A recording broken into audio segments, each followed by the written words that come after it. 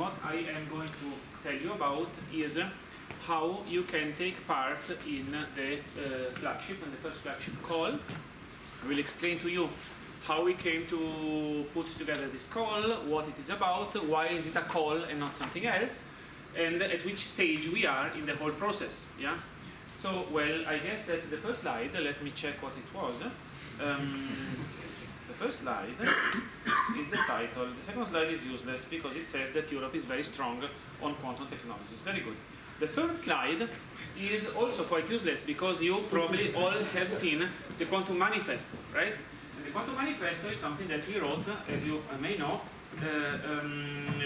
1 year ago, in order to convince the Commission to give us 1 billion. And the Commission disappointed us because they gave us 1 billion before getting the manifesto, so it was useless to make it. But somehow they knew that it was coming in a way. Okay, so let's see if this is working. Okay, so Europe is strong, a lot of, well, this is not entirely trivial actually, because we have the scientific roadmap, we have our virtual institutes, which are these expert groups, which essentially are setting up the roadmap. So the roadmap is not something that comes down from heaven or from some bureaucrat, but we as scientists, meaning all of you and several members of that of those virtual institutes are in this country and some are in this room, we are contributing to setting up what should be the objectives. So it means it's really coming bottom up, and this is happening also in member states. There are some, most European Union member states and some soon to be former European Union member states. And this is an important issue which is of great concern to us, and we are trying to do what we can to prevent stupid consequences to come from this event, and I will discuss that a little bit later. And there is a lot of industry interest, and this is one of the reasons why we are so keen on involving the UK, because due to the program that your government has started a few years ago, now the UK is really on the forefront of quantum innovation, and we have a few exhibitors outside about that. Okay, and last but not least, I was able to convince after several years, actually it was in this country, it was in London, I think John was there, we were on the steps of the Royal Society, it was 2003, and Gustav Kalbe, then our PO, said, "Tommaso, I think you should get a unit on quantum technologies." I said, "Yes, Gustav." And it took me 14 years to get it, but now we have it, okay? And this is an important difference because the other two flagships that exist on Brain and on Graphene, they are managed by their own flagship unit, but we have our quantum unit, okay? Which means that we have a great deal more autonomy to determining what we are going to do.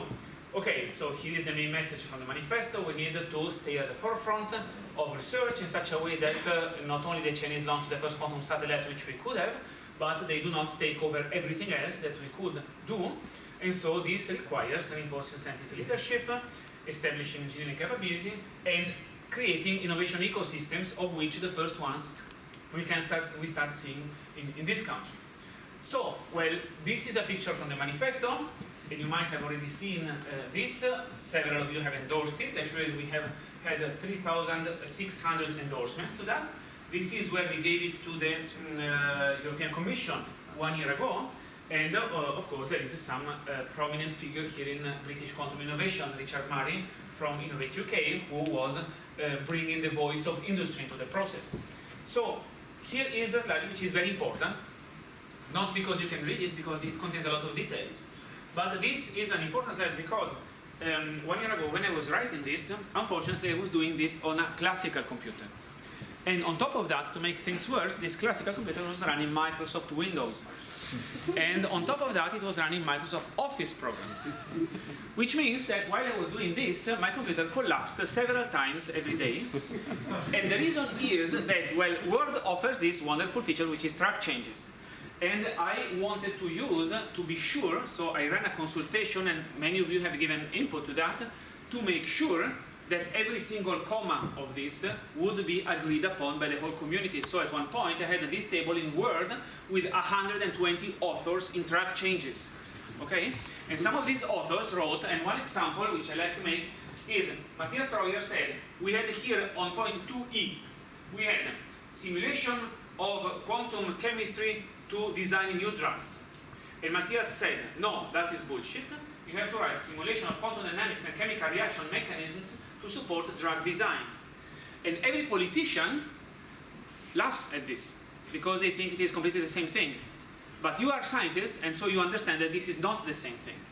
So what we did is we went a long way towards making sure that each of the statements here is, daring, but not too daring, in a way to be completely unrealistic.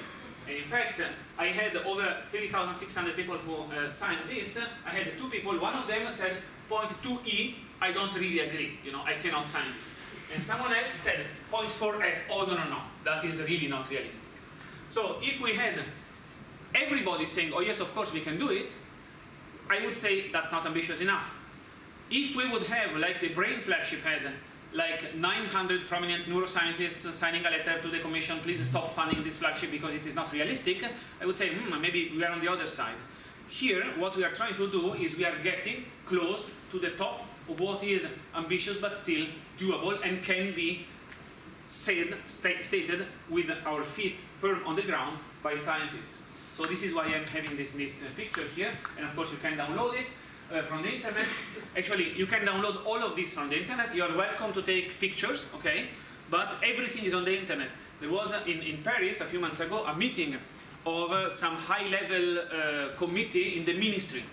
And a guy from the ministry, actually the deputy head of cabinet, said, I have the minutes of the meeting of the high-level steering committee for the flagship, but I cannot really show them to you, okay? Those are online. Everything is online. So you can take everything, because transparency for us is a very, very, very important thing here. So, well, you see several European and some soon-to-be formed European countries with many, many supporters, not only from academia, but also from a series of industries which have endorsed this document. And essentially, I would like here, since several of you have not already seen this slide, so I would like to give you this really oversimplified version of how we came to put together this in the last 15 years. So this process, it's just one slide, please bear with me, has a few bubbles. One is stakeholders, which is us. Another one is European Commission, which is them. And there is another them, which is member states. And so on top of the European Commission, there is Commissioner, there was, because now he went up to be vice president and we have another interim. So at the time it was Commissioner Oettinger. I have the advantage that I can speak to him von Schwabe to Schwabe, as we say in German, because he comes from the same region where I, as I discovered also Winfried, are coming. So I talked to him 1.5 years ago, and I tried to convince him inside the Directorate General for Communication Networks, Content and Technology, DG Connect in the European Commission. They have a Directorate for Excellence in Science. I tried to convince him, and I managed to create an initiative on quantum technologies. And Gustav Kalbe, the person who 13 years ago in London told us to start this, is now the head of unit. So this is in charge of getting what we as community say. And we had a series of coordination actions, which again started qui pro quo, was coordinated, I think, almost 20 years ago by the now director of the Quantum Communication Hub of the United Kingdom, Tim Spiller. And then there was a series of other coordination actions in which the whole community came together and did what? Well, appointed a scientific board, and this scientific board contains the most prominent scientists, and several of them from this country, of course, and which established those virtual institutes that I mentioned before, expert groups which consult with the community and put together the views on how we think that these things should be done. And this was the basis for the research roadmap, which is now in its 9th update and exists since 13 years. But this was the scientific side. We also need an industry side, as it is very clear, in particular in the UK. So we established, under the leadership of Richard Murray at the time, an industry leadership group with several representatives from industries, and they put together an industry white paper, which was also conveyed to the Commission, and this all converged into this quantum manifesto. So we gave it to the Commissioner, and then he said, actually 1 month before getting our manifesto, he told the Council that they announced 1 year ago, that they want to do this flagship. So the Council is where everything happens, and now comes the only single really important box in this diagram, which is this one. The Council of the European Union welcomes the initiative of the Commission. And this seems a very ridiculous and almost formal thing, but all the battles are taking place before this word is uttered, and it was uttered last year, okay? And there is still many battles for other flagships who would like this word to take place. It has not yet taken place. For us, it has. So the flagship, this is why the flagship is existing. At the same time, the commissioner wanted to know how to do the flagship, and this is where he appointed this high-level steering committee, which I am a member. I will give you the whole membership afterwards. And this high-level steering committee is supposed to take all these documents and to prepare for the commissioner something which tells how to do the flagship. So in order to give input not only on the science content but also on how you do it, we put together a working group joined with industry and academia, and we prepared a paper which was broadly consulted. The last time we consulted this was in Berlin. A few of you were there in Berlin in last November, which was an input to the high-level steering committee. And this, how we do it, seems very bureaucratic. And it may seem for the youngest among you that this is not so relevant. But it is the most relevant thing as far as operation is concerned, because, and I'm insisting since 1 year, even with my colleagues in this high-level steering committee, that this flagship is a program, not a project, which seems a pure, nominal difference, yeah? But it makes the whole difference for people like you who are in the community, because a project like the previous flagships is a closed consortium. Someone comes, takes the billion and gives it to their friends. A program is, there is no one who is entitled to do that, okay? The Commission in the beginning said they wanted to do for us a project like the other flagships. I replied, not on my dead body. And we fought for several months, and in the end, what happens is that now the official party line is, we do it different, it is a program, it is going to be based on calls, which means that it is peer-reviewed, it is based on competition, no one can decide a priori who is in the flagship. The best wins, okay? So this is the very big difference that we are making with this flagship here. There are a few others which I will mention afterwards. So after we get this, well, the high-level steering committee is preparing a draft on the content of the research agenda, the implementation and the governance of the flagship. We gave it to the Commission, the first draft, 2 months ago in Malta, and I have a link at the end where you can download it. And it goes to another body. Here you see it is a very long list of bodies here. So the Flagship Board of Funders, those are the representatives of ministries which essentially have to really pay for the flagship. And so they discuss, and they are discussing at the moment. We have a meeting again in a few weeks. At the same time, it goes to the FED Program Committee, yet another body where ministry people are sitting, and this is very important. They have a meeting tomorrow, okay? And this is the last one, and we are fighting very hard to be sure that the content of the call is corresponding to what we have in our report. So this is a fight which is going on at the moment. John, for instance, has been involved together with the directors of other hubs in this country in making sure that this is working well. Why? Because then they will do the work program. I will explain what that is. At the same time, I put together a consortium of 32 national funding agencies from 26 member states of the European Union, and they put together this 34 million call for Quantero, which closed a few weeks ago, which is bigger than more money, more countries, more funding agencies than the other two flagships combined. Okay, so nevertheless, and for those of you who don't know, many of you have participated. There are more than 220 projects which have been submitted. Fortunately, they are not all saturating the maximum possible financial contribution which can be requested. So the success rate is going to be depending, if we are lucky, if everything fits together with all these different countries like a puzzle, we will get 15% success rate. If you are not lucky, it could be more 10%, but certainly, I mean, it is already a first chunk of money for the flagship. So when this consortium appointed an advisory board, I was elected to chair that. Well, after I was nominated here, I stepped down, and I suggested that as my successor, Peter Knight would be elected.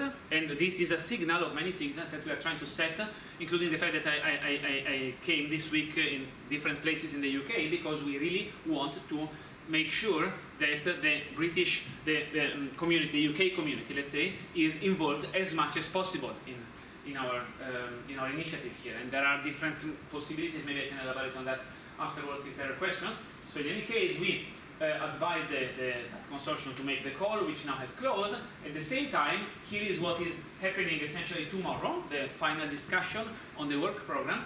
And then this means the call for the Flagship ramp-up phase will be published. I will give you details about that later. So this is a very simple version, but some of my German colleagues do not, they say it is not simple enough, so I put it in a linear sequence so that they are more at ease with it. Here is also a timeline, and here you see the stage in which we could give input, the whole community was giving input in this first ramp-up phase, was concluded in the fall with this workshop we had in Berlin. So at this point now it's the ball is in the funding agencies field, in the sense that they have now to select projects. We are having this discussion about the call, and then you know, in the fall the call will be published with a deadline in the spring. Then there will be a two-stage evaluation, hopefully. This is what we are insisting, so that you don't write a 50 pages proposal for nothing, but just submit something short. Then you get already pre-selected, and then you have a success rate, you know, around at least 30%. This is what we would like to propose. So the projects will start after that evaluation in the beginning of 2019. So this is what the community told us that we want to happen. This is in the workshop that we did in November in Berlin. So this was really open to everybody. Not only to the people who have been part already of these coordination actions, but literally anybody who wanted to participate could register and came to the workshop. We had 200 people there, 100 people online, and we really went through all the contributions of everybody in order to make sure that most of it would be gathered in the intermediate report. And I keep getting feedback of several people who, even today, who are telling me that yes, so what they gave as input has been put in there. So, well, there are some values here and basic principles which, you know, seem very trivial, like transparency, inclusiveness, openness, fairness. That those seem some nice words, but you have some really bloody battles about those words, because this means that you are having a call, and the Commission has to evaluate that, and they have to find all the mechanisms to do that, and they don't have any guarantee that they have a club of people which will go on, like in other flagships, but it is open, and also it is inclusive in the sense that every European country has an opportunity to participate. And sometimes this is a fight with some of the countries which feel that they are much stronger in this field, and there are some other runner-ups which maybe are not so strong. And so this is really a very important issue in how we keep together as a community at European level. Okay, and of course the science-industry cooperation, which here is really, you know, very much relevant and realized, is at the center of this. And as far as content is concerned, the community really insisted that we should have 4 domains: computing, communication, simulation, sensing, and metrology. And, well, on top of that, there was a strong push to have a basic science, a fundamental science component. And I will tell you something more about that. How to fund? Well, not only projects, but also training, education, in terms of maybe new curricula for quantum engineers, you know, and this is something that I can see, and several of the things that have been said also today are relevant to that. And then in terms of governance, it should be, well, simplest, but not simpler, okay? We are right now having a strong discussion with the Commission, because they would like to keep full control for the Flagship, and we want this control to be in the hands of the community, okay? So this is something that has yet to be finalized. And one important point, which I am always fighting for, is that consultation of the community should be something that is ongoing and continuously taking place. Because if you start with a certain set of ideas or club of people or whatever, and in 10 years you are sure that you are going to have lost track of the most interesting developments, and we do not want that. Okay, so here's the timeline. We are at stage 1 of the Quantera call now. Then stage 2 will come this summer, and then the Quantera projects will start in the beginning of 2018. National initiatives are starting. The British initiative is being renewed with even more money. That's great. And the Germans are also putting a few hundred millions. The Hungarian announced in Malta that they are putting 11 millions for the next 5 years, which is actually more than what your government has given you here. So it's really coming up not only in the biggest and richest countries, but also in some of the smallest ones. Or let's say those that have a smallest investment in science in principle. So here is the Flagship line, in the sense that what I described now, and then the evaluation will start in the fall, and then the first projects will start in the January of 2019. So now here are the names of the people who are in this high-level steering committee. Well, several colleagues, as you can see, including Ian, director of the Oxford Hub, and of course it's balanced throughout different countries, and there are also several industrial representatives, including some SMEs from the UK, like M2 Lasers, and then also Airbus here from the UK, really nearby. What does the high-level steering committee have to do? As I said, the content, the strategic research agenda, implementation, which is what I meant before, how the code should be structured and so on, and how the governance is working. So what we put together is this picture, and well, there are the 4 pillars, like the 4 virtual institutes that we have. There are also these cross-cutting lines of activities on engineering and control on one end, on theory and software on the other end, and education and training, and I see that the UK again is very prominent in each of these, not only in each of these columns, but also in each of these horizontal challenges. Here down is the thing which I am personally most proud of, because this thing has been put together with the motivation to do industry, and we have in the call 20 million for the first 3 years, which are reserved for fundamental science, called fundamental science, not something else, okay? Not because in the beginning we proposed enabling in the hope that, well, they may accept it, no, but we were able to make the case that this is really the fundamental aspect. So, well, the 4 domains are the ones that you know and that I mentioned before. So now, the basic science, is for novel ideas and concepts which are not necessarily fitting among one of the 4 pillars, but keeping openness and also developing something which is not necessary to get a product tomorrow on the market, but still necessary to deliver tools, concepts, materials, processes for the development of tomorrow. Very good. So here, well, the implementation is about transparency, openness, and so this is the basis of this peer review process. So again, it is an open call, and then it should include academics and industrial partners. It should aim at societal impact and commercial exploitation. So this is something which I don't have to explain in this country. And at the same time, and also this is something which for which this country is particularly ahead of the pack, is that member states should start national support as early as possible. And actually, of course, in the UK, this started, it was the first national program that started in this field, but now many others are popping up.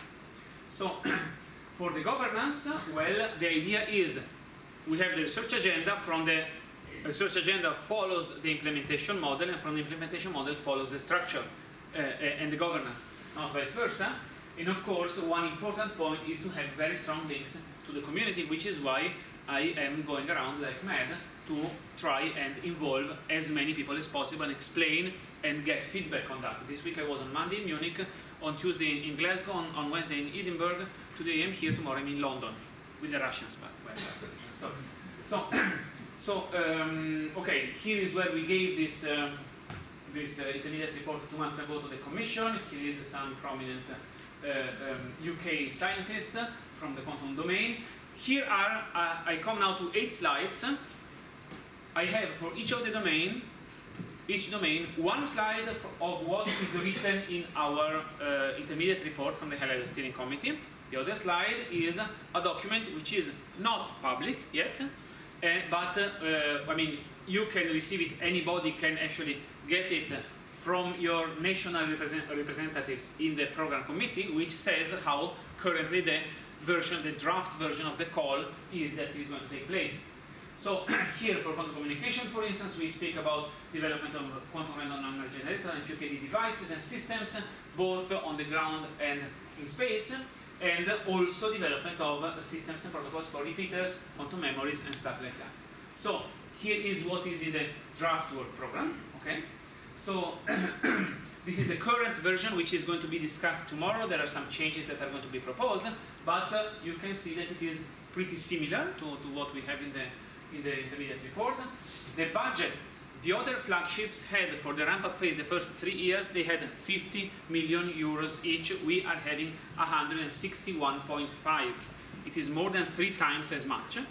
And 130 are going to be for research projects in the 5 areas that I mentioned, minimum 20 millions for fundamental science, and the rest depending on the extent of the proposals, 1.5 millions for a coordination action, and then other 15 millions for a follow-up of the ERANET, and other probably 15 millions for quantum communication testbeds, not in FET, in Future and Emerging Technologies, but in LEIT, Leadership Enabling Industrial Technologies, meaning downstream deployment, no longer development but deployment, and they are also starting to invest there.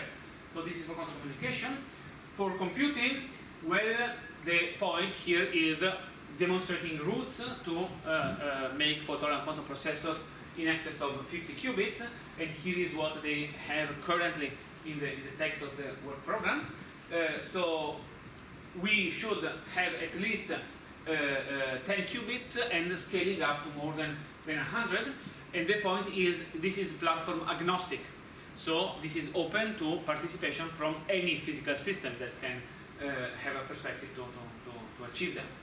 For quantum simulation, well, that's of course a little bit higher number of quantum individual quantum systems, not necessarily qubits. So this is what they are having. It's important for them to have relevance to problems which are of interest to industry, including because recently, for instance, the automotive industry in Germany has declared a strong interest in quantum simulation for the development of materials and other aspects. So this applied aspect is very relevant, but as you will see, there is also the fundamental part still. So on quantum sensing and metrology, okay, this is of course about employing coherence or performing classical counterparts, and in the beginning at least demonstrated in the lab, so advancing the TRL level, and so this is what they have in the call, like targeting TRL levels 3 and 4 and showing potential for integration and miniaturization. This is the first stage of the flagship, so of course they do not expect the full-fledged commercial deployment. So I guess that, oh yes, now that there is fundamental science, and fundamental science is about, as I mentioned before, so this is the text, basic theories and components addressing foundational challenges, which could be relevant for developing quantum technologies in the future in the other areas, so in general terms, okay? And of course, if you do something, you cannot say I am researching gravitational waves because they are cool, but you have to explain why the fundamental challenge that you are addressing is relevant for the development of quantum technologies. And this is the summary. So, well, it's well, one of my aims was to show you that this is not simple, pulling out 1 billion is not straightforward, and the reason why it works is that there is the whole community behind it. So I very much hope that the community will still be behind it and still continue to give input. Until now, I should say the feedback from the community not only has been important, but has been also coming in, and the feedback that we get on the process is that in some sense what we are doing is aligned with what the community would wish. There were many legends a few months ago about the flagship possibly diverging in all sorts of different directions, but now people can see that no, it is for the moment reasonably under control, and these values, I use the word values deliberately, okay, because it is a word which maybe is not so common in say, European politics, but for us scientists, these things here are very important. And the basis of everything is really competition, excellence, and peer review. So the application domains are the 4 that we know from our roadmap plus fundamental science, and so peer review is going to be the main point. Of course, one important aspect is what will be the key performance indicators that will be used at the end of the first 3 years in the next review stage to do a down selection. So we should also be clear that it is not like, oh, this is very huge funding for everybody and we will just go on like before, but it really has to be focused. And so this is the important challenge, but it is not something that someone will decide a priori. It will emerge, hopefully, from the competition inside within the scientific community. And there are a lot of aspects, of course, of training, education, and also IP protection, and this is probably going to be the most sensitive aspect in cooperation with the UK after Brexit, as well as there will be others which maybe I could be able to address if you have questions. And here is the link at which you can really download the intermediate report. And with this, I think that I am at the end of my 27 minutes. So, thank you.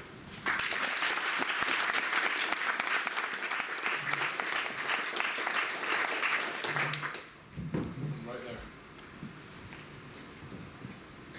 Thanks for the talk, and thank you for putting together this project in Leiden. So one of the best ways to ensure continuity of funding for a field is to foster the creation of permanent positions for junior researchers, which is a problem in academia at the moment. So I was just wondering if this specific way of implementing funding is covered or predicted, or if you're thinking about this.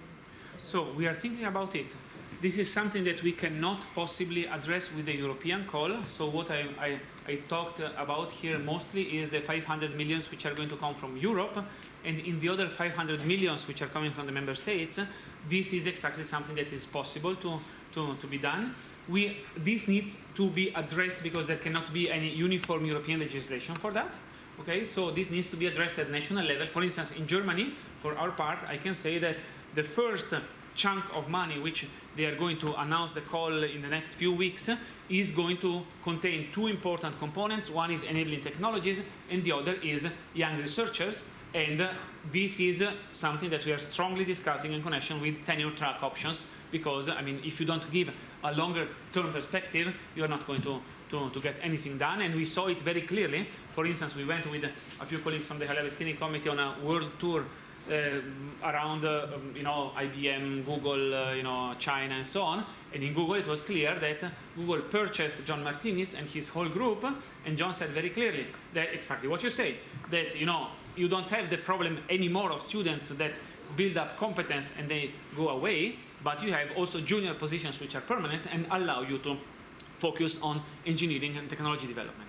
This is a central challenge. It cannot be addressed and solved with a European call, but at national level it can, and we are working towards that very strongly in Germany and in other countries as well, and possibly this is an action item also for the UK program.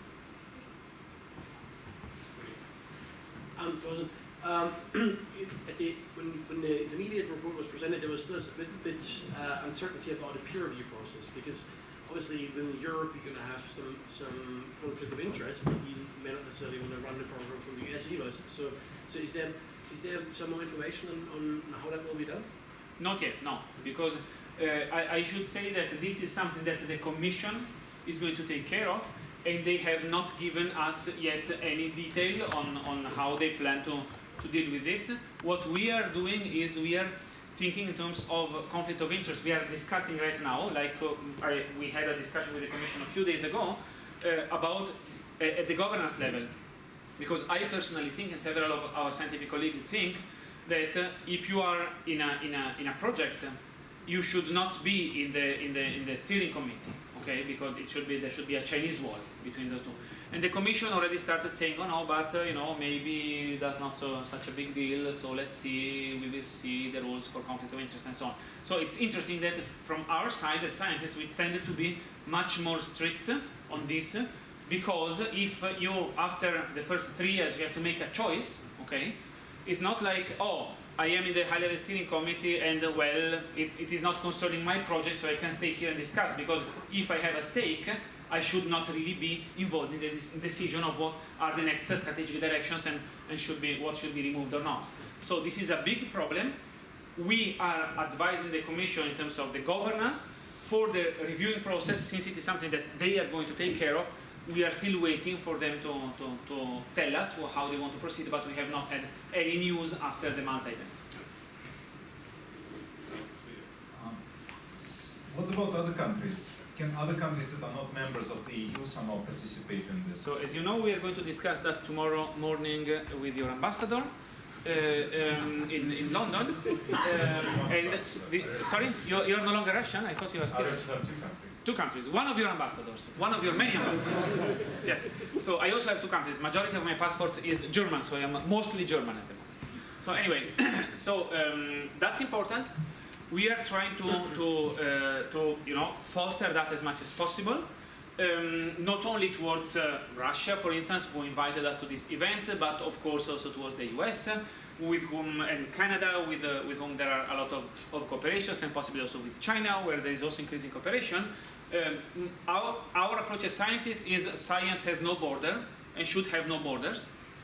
On the other hand, there is clearly a concern by the European Commission, which I can understand, about IP, because since they lost already the train of the internet, and they think they don't want to miss the train of the quantum revolution, they say, okay, it's not like we want to pay, and then some big US company is going to come and snatch all the IP and make money out of it.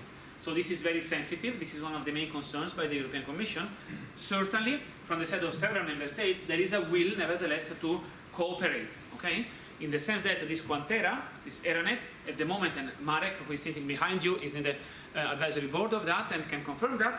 So his country, Poland, who is coordinating Quantera, is planning now to considering to have another call in which there may be also extra European countries, okay? Because in a subsequent call of this Quantera, there would be no European contribution, so there could be a possibility for cooperation. What most likely is not going to happen is that we can fund with this money extra European groups. Yeah? What can certainly happen is that if we have some fund matching from the US or from Russia or from different places, that we could have, I can imagine, groups from those respective countries involved in projects and funded by the respective governments, so that we can have the cooperation, but still, everyone is covered by their own side. It might be that this would be a model that would be valid for the UK, in the sense that there are different possibilities for the Brexit. One is a Swiss model in which the UK decides to pay their share in the framework program, and then they are part of it.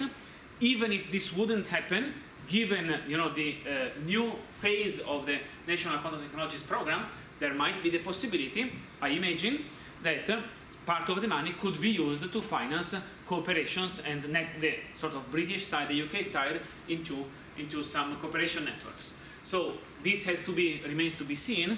Fortunately, the money for Horizon has been already paid, so all of you will be able to participate in this first call.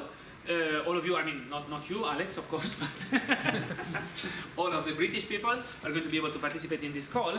And this, since the projects are starting in 2019, and your government has already committed to, not stop funding of projects which are started within Horizon after the Brexit, we have, a little bit of a bridge time in which these aspects could be sorted out, and I hope that your funding can be sorted out in the meantime, so that maybe we can have even an ad hoc cooperation on the quantum level.